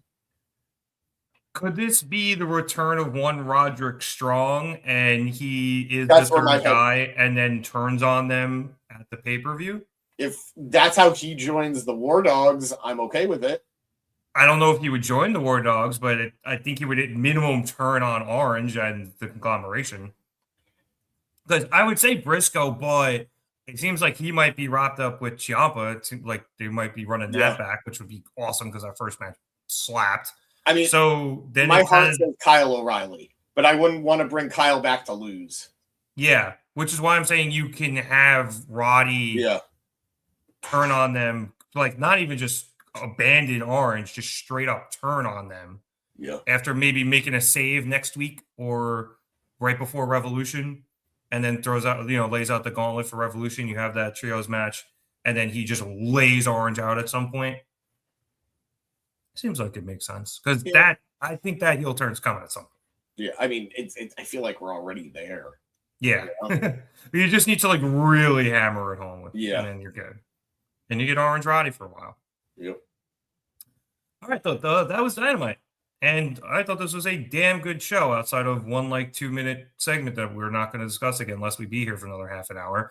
But other than that, top to bottom, this was damn good. The through thread with the main event and the trios title was great. You had 3 world championship matches, as they kept saying on commentary, and they were all bangers. And I think you had other good matches too. Moxley versus Hechicero was good. The Orange and Darby match against the Dogs was big. Plus Finley debuts, which is a big deal. So just a lot of good stuff here on the show tonight, James, as we get closer to Revolution. We say it week in, we say it week out. Tony Khan has been booking these Dynamites with the golden pen. You know, I again, outside of a 2-minute segment, which, wow, that sucked. It only lasted 2 minutes. Also a blessing. Thank God it was only 2 minutes that I have to complain about. So great show. You mentioned it. I love the main event storyline being the thread throughout the show. Very excited to have Finley debut and be on AEW, and for the Dogs to be all elite. We got a title change. We got 3 title matches. This was just a strong show. So not that I should be surprised, but every week my expectations are high, and I feel like Tony's been surpassing them. Yeah, no, I go into Dynamite every week really looking forward to the card. I was thrilled with this one. It looked stacked before we even had what ended up being the main event. And I was like, the wrestling's going to be great. I didn't think it would be very promo heavy. We actually got a couple more than I thought, and they were all good. So, yeah, outside that one hiccup in the middle, well done once again tonight, Tony Khan. And it is just really, really fun to be an AEW fan right now. And hopefully we can stick the landing in a couple of weeks with a phenomenal Revolution. Viva la Revolution. Did you guys get to talk about the Birds match? I think you did. Yeah. I'm not in the mood for your shenanigans, sir. Shillelagh is not shenanigans. And on that note, I would like to thank everyone so much for watching us here at the Market Down Podcast. We'd appreciate it if you liked and subscribed. If you like the video, let us know that you're enjoying what we're doing here on the show, and we'll keep doing it. And if you want to catch more stuff here on the show, be sure to subscribe. Got the Gym Pack Zone tomorrow, or on most Thursdays for you TNA fans. I know some of you are frustrated, but the wrestling's usually pretty good, and James loves to talk about it and support his baby. So I'm doing my best. Be sure to go. Yeah, they're kind of in a phase right now, and he's being supportive, but he really wants them to go to rehab and kick the habit. We are working on getting Graps and Grievances back in a bit. They're just on hiatus, but hopefully we'll be able to get that back soon, so keep a lookout for that. Occasionally, Matt comes in on Mondays and reviews when something big happens for you Monday Night Raw fans. So you have Matt here as well. And we will be back here next Wednesday for another episode of AEW Dynamite, along with covering Revolution when it comes around. I will hopefully be there for this one. I feel like I've missed the last 5 pay-per-views. I feel bad. If you want to follow us on any social media stuff and you watch us here on YouTube, Instagram, Facebook, Twitter, TikTok, and Blue Sky, links are all in the description here below. If you're watching over on Facebook or on Twitter, you want to follow us on some other places. Twitter is at marketdown_pod. Instagram is at marketdownpod. Go follow that there. Matt does some great work, so you guys want to check him out. YouTube.com/marketdown3665 or youtube.com/@marketdownpod. I got to remember that second one. I keep forgetting. Over on Blue Sky, we are marketdownpod.bsky.social. Diago, anything else before we get out of here? Justice for the inspiration. I concur. Thank you, Noah. Thank you, everyone, for tuning in tonight. We appreciate you guys in the comments, as always. So for James Asante, my name is Nick Cummings. Thank you so much for watching us here at the Market Down Podcast. Have a good one, everyone. And as James said, justice for the inspiration.